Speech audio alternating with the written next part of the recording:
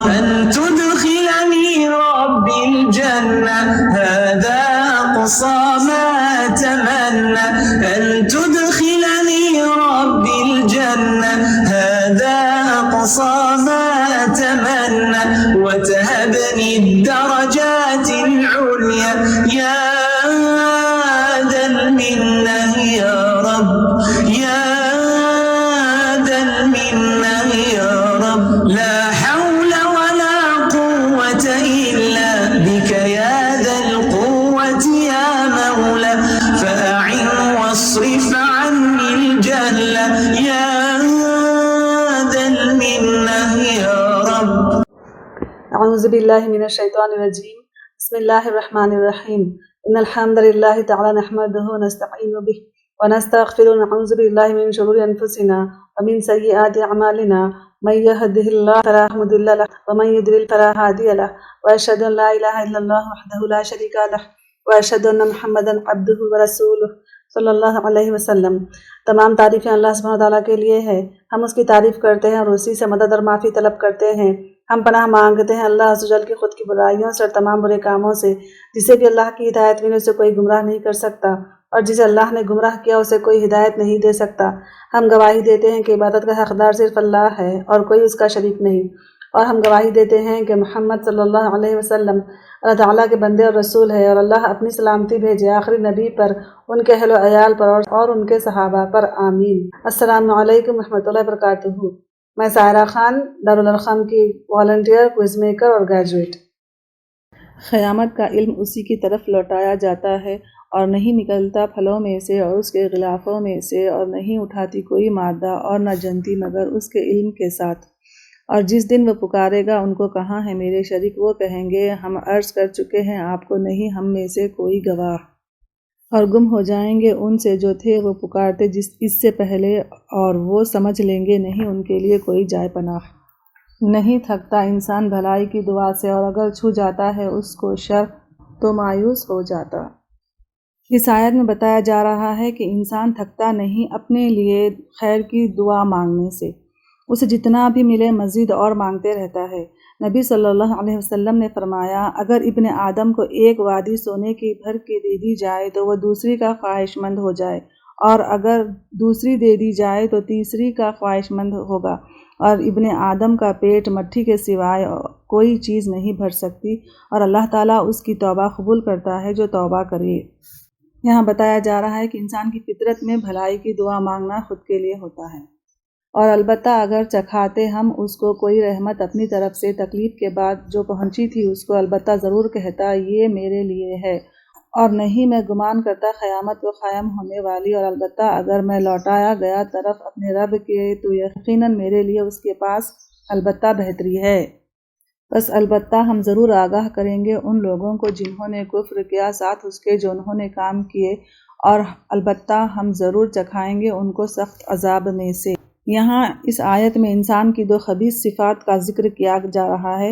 اگر تکلیف پہنچتی ہے تو وہ مایوس ہونے لگتا ہے، اور انسان کو کوئی نعمت ملتی ہے تو بھول جاتا ہے کہ کس نے دیا اور تکبر کرنے لگتا ہے۔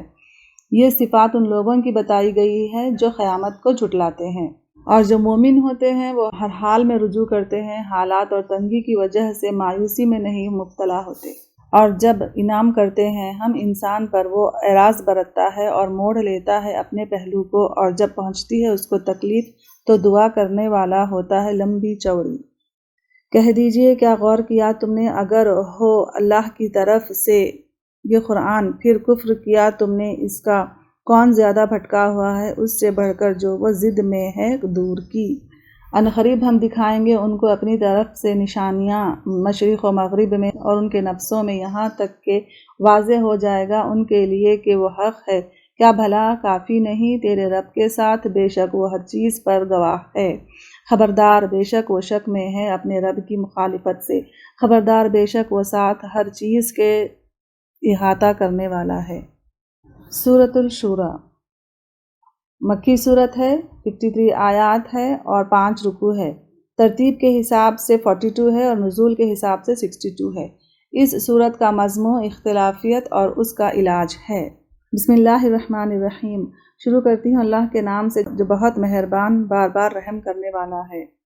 حامیم عین سین قاف حروف مقطعات ہے، اس کا علم سوائے اللہ کے اور کسی کو نہیں ہے۔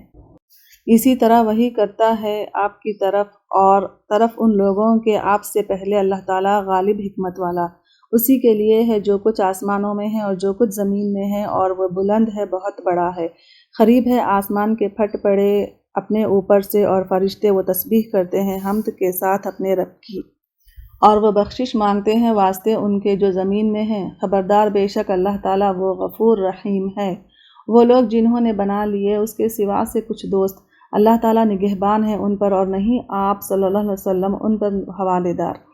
اور اسی طرح وہی کی ہم نے آپ کی طرف قرآن عربی تاکہ تم خبردار کرو مکہ والوں کو اور جو اس کے آس پاس ہے، اور تم خبردار کرو جمع ہونے کے دن سے نہیں کوئی شک اس میں۔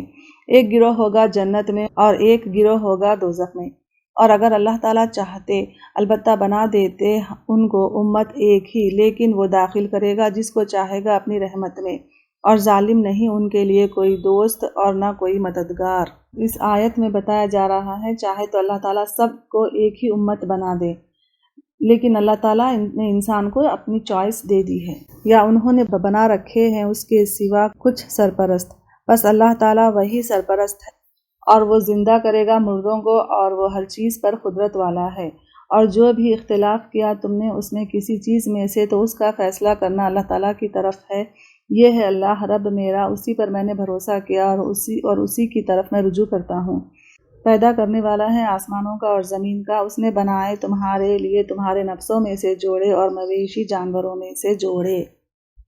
یہاں بتایا جا رہا ہے کہ اللہ تعالیٰ انسان اور جانور کو جوڑوں میں بنائے ہیں، پھیلاتا ہے تم کو اس میں، یعنی انسان زمین میں گروہ ہوتا ہے، اس کی آبادی بڑھتی ہے، وہ پھیلتا ہے، یہی بتایا جا رہا ہے۔ نہیں ہے اس کی مانند کوئی چیز، اور وہ سننے والا ہے، دیکھنے والا ہے۔ اسی کے لیے ہے کنجیاں آسمانوں کی اور زمین کی، پھیلاتا ہے رزق جس کے لیے چاہتا ہے، اور نپا تلا دیتا ہے، بے شک وہ ساتھ ہر چیز کے جاننے والا ہے۔ اس نے مقرر کیا تمہارے لیے دین میں سے جس کی وصیت کی ساتھ اس کے نوح علیہ السلام کو، اور وہ چیز جو وحی کی ہم نے آپ کی طرف، اور جو وصیت کی ہم نے ساتھ اس کے ابراہیم علیہ السلام کو اور موسیٰ علیہ السلام کو اور عیسیٰ علیہ السلام کو، کہ قائم کرو دین کو اور نہ تم اختلاف کرو اس میں۔ بڑا ہے مشرکوں پر جو تم بلاتے ہو ان کو اس کی طرف۔ یہاں پر دین کا میننگ توحید ایمان ہے۔ سب پیغمبروں کو حکم دیا گیا دین قائم کرنے کے لیے، یعنی توحید قائم کرنے کے لیے۔ مشرکوں کو توحید کی طرف بلانا بڑا کام ہے، یعنی بڑا بھاری کام ہے۔ رجوع کرنے والوں کو ہدایت ملتی ہے، اور اس کو اللہ تعالیٰ چن لیتے ہیں دین کے لیے، کھینچ لیتا ہے اپنی طرف جس کو چاہتا ہے، اور ہدایت دیتا ہے اپنی طرف جو رجوع کرتا ہے۔ اور نہیں اختلاف کیا مگر بعد اس کے جو آ گیا ان کے پاس علم، سرکشی کی وجہ سے ان کے اپنے درمیان، اور اگر نہ ہوتی ایک بات جو پہلے گزر چکی تیرے رب کی طرف سے ایک وقت مقرر تک، البتہ فیصلہ کر دیا جاتا ان کے درمیان، اور بے شک وہ لوگ جو وارث بنائے گئے کتاب میں ان کے بعد البتہ شک میں ہیں اس کی طرف بے چین کر دینے والی۔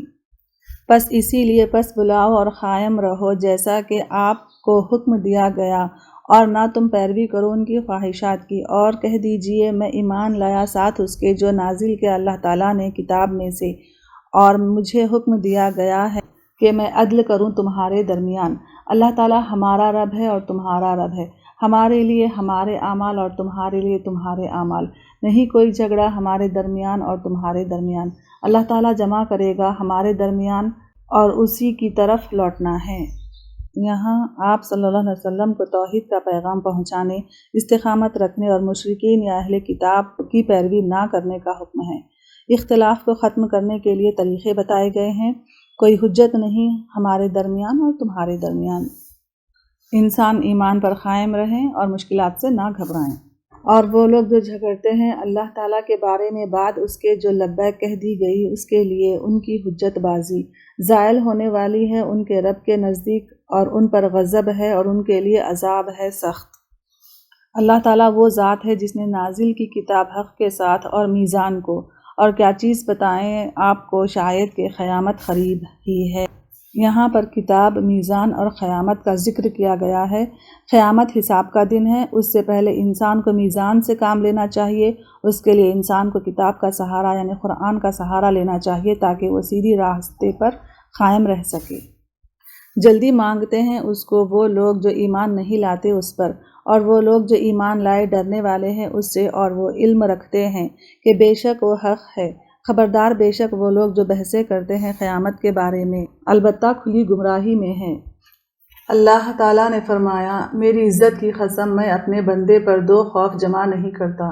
اگر میرا بندہ دنیا میں مجھ سے امن میں رہا تو اس دن خوف میں مبتلا کروں گا جس دن میں اپنے بندوں کو جمع کروں گا، اور اگر وہ دنیا میں مجھ سے ڈر گیا تو لوگوں کے جمع ہونے کے دن میں اسے امن دوں گا۔ ایمان کا تقاضا امید کے ساتھ ساتھ خوف بھی ہو۔ قیامت کے دن کی تنگی سے بچنے کی دعا مانگنی چاہیے۔ اللہم انی اعوذ بک من ضیق الدنیا وضیق یوم القیامہ۔ اللہ تعالیٰ مہربان ہے، اپنے بندوں پر رزق دیتا ہے جس کو چاہتا ہے، اور وہ قوت والا ہے، غلبے والا ہے۔ جو کوئی ہے ارادہ رکھتا آخرت کی کھیتی کا، ہم زیادہ کر دیتے ہیں اس کے لیے اس کی کھیتی میں، اور جو کوئی ہے ارادہ رکھتا دنیا کی کھیتی کا، ہم دیتے ہیں اس کو اس میں سے، اور نہیں اس کے لیے آخرت میں کوئی حصہ، یا ان کے لیے کچھ شریک ہے جنہوں نے مقرر کر رکھا ہے ان کے لیے دین میں سے جس کی نہیں اجازت دی ساتھ اس کے اللہ تعالیٰ نے، اور اگر نہ ہوتی بات فیصلے کی البتہ فیصلہ کر دیا جاتا ان کے درمیان، اور بے شک ظالم لوگ ان کے لیے عذاب ہے دردناک۔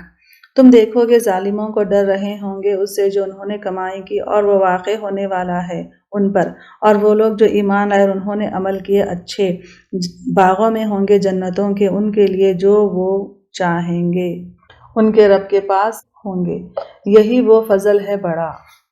یہ وہ چیز ہے خوشخبری دیتا ہے اللہ اپنے ان بندوں کو جو ایمان لائے اور انہوں نے عمل کیے اچھے۔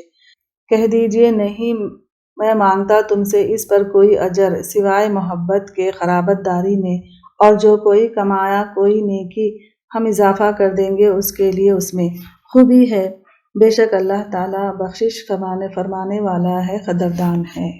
رسول اللہ صلی اللہ علیہ وسلم تبلیغ کے کام کے لیے اپنے لیے کچھ نہیں چاہتے، اس تبلیغ کے بدلے میں آپ صلی اللہ علیہ وسلم نہیں چاہتے کہ آپ کے رشتہ دار آپ سے محبت کرے یا آپ کی مخالفت نہ کرے۔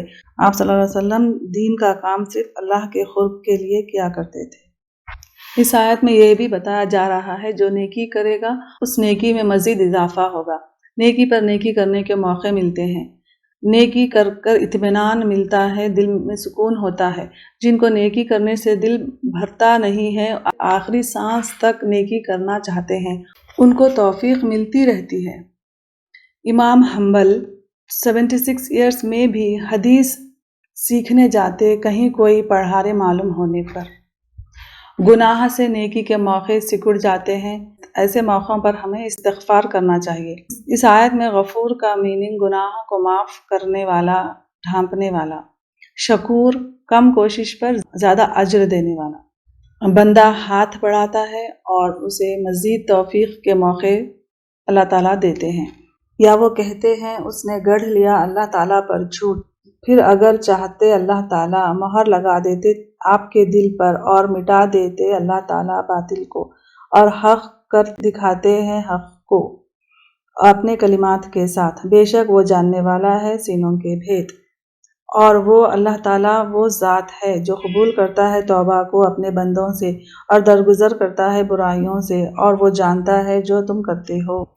سچی توبہ یہ ہوتی ہے انسان ان گناہوں سے نفرت کرتا ہے اور ان کی طرف پلٹ کر نہیں جانا چاہتا، وہ ندامت کرتا ہے اور جواب دیتا ہے ان لوگوں کو جو ایمان لائے اور انہوں نے عمل کیے اچھے، اور زیادہ دیتا ہے ان کو اپنے فضل سے، اور کافر لوگ ان کے لیے عذاب ہے شدید۔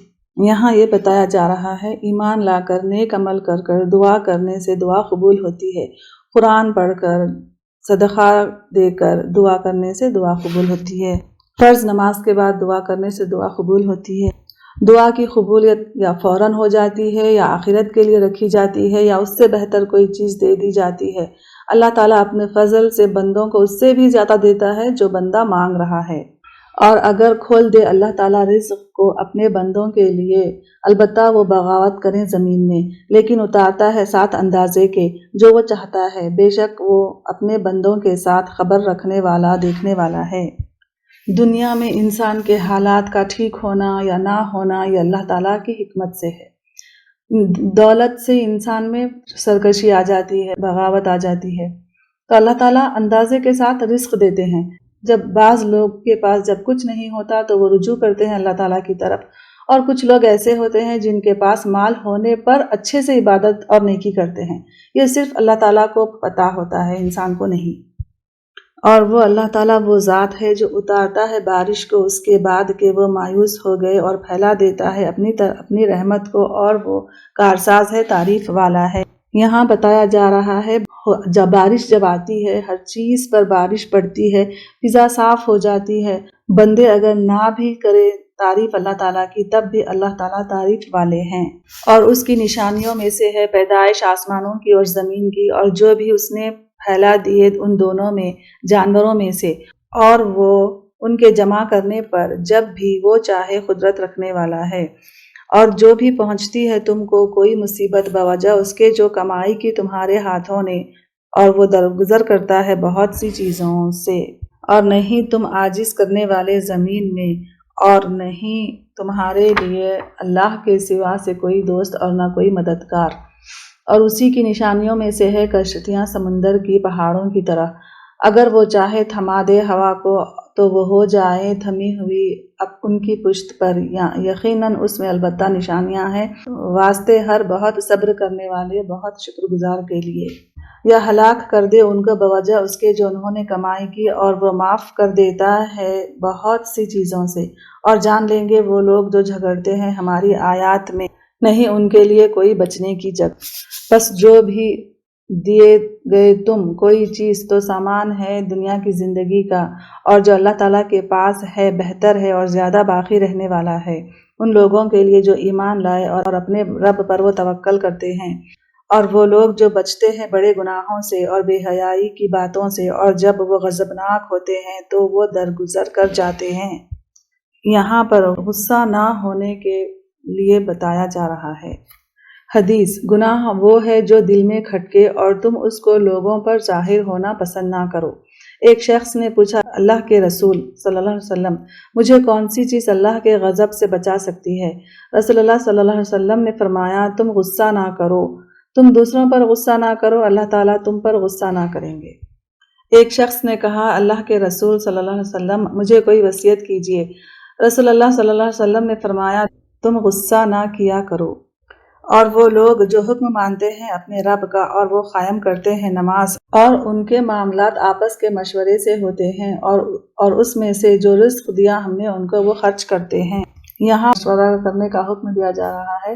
مشورہ کرنے سے ٹیم مضبوط ہوتی ہے، اس کے لوگ اپنے آپ کو اہم سمجھتے ہیں، لوگوں میں موٹیویشن کا لیول آتا ہے، اور جو گروپ کے تجربے کار لوگ ہوتے ہیں ان سے بہتر فیصلہ ہوتا ہے، ایک دوسرے سے انڈرسٹینڈنگ ہوتی ہے اور فیصلہ بہتر نکل آتا ہے۔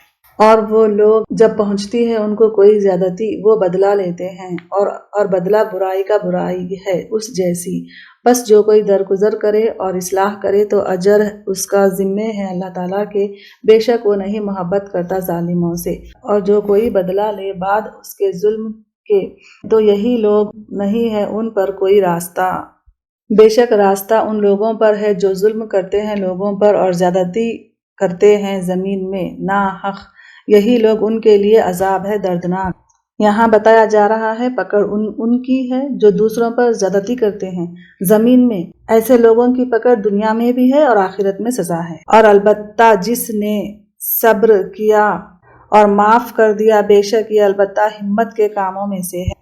یہاں بتایا جا رہا ہے جو صبر کرتا ہے اور ظالم سے بدلہ نہ لے کر اسے معاف کر دیتا ہے، اس کے ظلم کو ڈھانپ دیتا ہے، چھپا دیتا ہے، وہ ایسا کام کرنا بہت ہمت کے کاموں میں سے ہے۔ اور جس کو بھٹکا دے اللہ تعالیٰ تو نہیں اس کے لیے کوئی دوست اس کے بعد۔ اور تم دیکھو گے ظالموں کو جب وہ دیکھ لیں گے عذاب، وہ کہیں گے کیا پلٹنے کی طرف راستہ ہے؟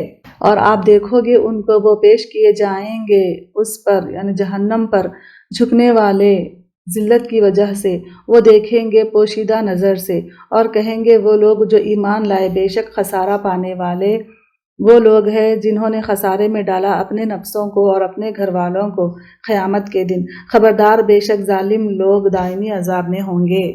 انسان چور نگاہوں سے تب دیکھتا ہے جس چیز کو وہ پسند نہیں کرتا۔ ظالم لوگ جہنم کو چور نگاہوں سے دیکھیں گے، ایمان والے ان کو دیکھ کر خسارہ پانے والے کہیں گے ہمیشہ عذاب میں رہیں گے۔ وہ لوگ خود بھی خسارے میں ڈال پڑے اور اپنے گھر والوں کو یعنی اپنی فیملی جو لوگ ان کے ذمے میں تھے ان کو بھی خسارے میں ڈالا، اور نہ ہوں گے ان کے لیے کوئی اولیاء جو مدد کریں ان کی اللہ تعالیٰ کے سوا، اور جس کو بھٹکا دے اللہ تعالیٰ تو نہیں اس کے لیے کوئی راستہ۔ مان لو یعنی قبول کر لو اپنے رب کے لیے اس سے پہلے کہ آ جائے ایک دن نہیں پلٹنا اس کا یعنی قیامت کا دن، اللہ تعالیٰ کی طرف سے نہیں تمہارے لیے کوئی جائے پناہ اس دن یعنی قیامت کے دن، اور نہیں تمہارے لیے کوئی انکار کرنا۔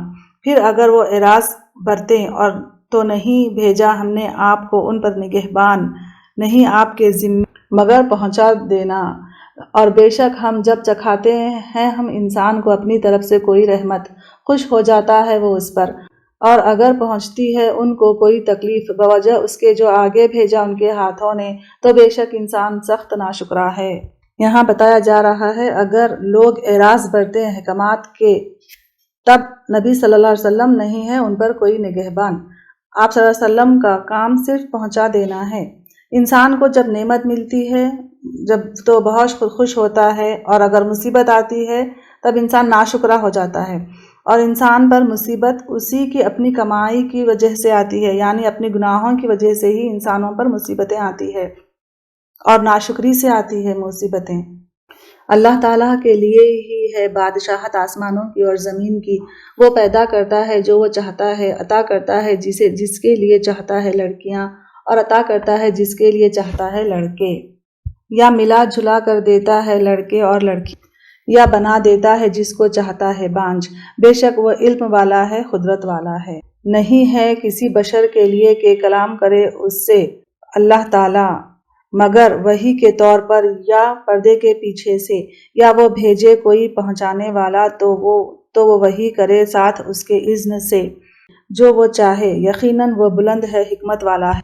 وحی یعنی خفیہ اشارہ، دل میں بات ڈالنا اللہ تعالیٰ کی طرف سے۔ وحی کے لفظی معنی خاموش حکم اور وحی کے اصطلاحی معنی شرعی حکم۔ پردے کے پیچھے سے موسیٰ علیہ السلام اور نبی صلی اللہ علیہ وسلم جیسے اللہ تعالیٰ سے بات کیے یا فرشتوں کے ذریعے انڈائریکٹ طریقے سے وحی آتی بسم اللہ۔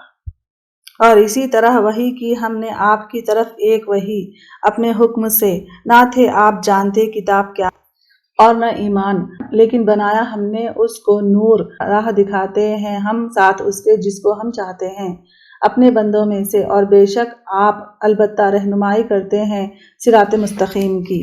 یہاں پر قرآن روح ہے وحی ہے۔ جس طرح بارش ہوتی ہے تو زمین بھبک اٹھتی ہے اسی طرح قرآن سے دل کھل اٹھتے ہیں۔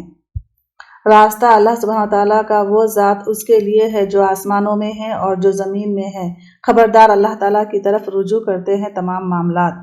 سورۃ الزخرف مکی صورت ہے، 89 آیات ہے، 7 رکوع ہے۔ ترتیب کے حساب سے 44 صورت ہے، نزول کے حساب سے 63 ہے۔ زخرف کے میننگ ہے سونا۔ اس صورت میں دنیا کی زندگی اور آخرت کی زندگی کو کمپیئر کیا گیا ہے۔ بسم اللہ الرحمن الرحیم، اللہ کے نام کے ساتھ شروع کرتی ہوں جو بہت مہربان ہے بار بار رحم کرنے والا ہے۔ حامیم، قسم ہے کتاب کی واضح، بے شک ہم نے بنایا ہم نے قرآن عربی تاکہ تم سمجھ سکو، اور بے شک وہ ام الکتاب میں ہے ہمارے پاس، البتہ بلند ہے حکمت سے لبریز ہے۔ کیا بھلا ہم چھوڑ دیں تم سے ذکر کرنا درگزر کرتے ہوئے کہ ہو تم ایک قوم حد سے بڑھنے والی، اور کتنے ہی بھیجے ہم نے نبیوں میں سے پہلوں میں، اور نہیں آیا ان کے پاس کوئی نبی مگر وہ تھے ساتھ اس مذاق اڑاتے، تو ہلاک کر دیا ہم نے سب سے طاقتور کو ان میں سے پکڑ میں، اور گزر چکی مثال پہلوں کی۔ اور البتہ اگر پوچھو تم ان سے کس نے پیدا کیا آسمانوں کو اور زمین کو، البتہ وہ ضرور کہیں گے پیدا کیا ان کو زبردست علم والے نے، جس نے بنایا تمہارے لیے زمین کو گہوارہ یعنی بچے کا بستر، اور بنائے تمہارے لیے اس میں راستے تاکہ تم ہدایت پاؤ۔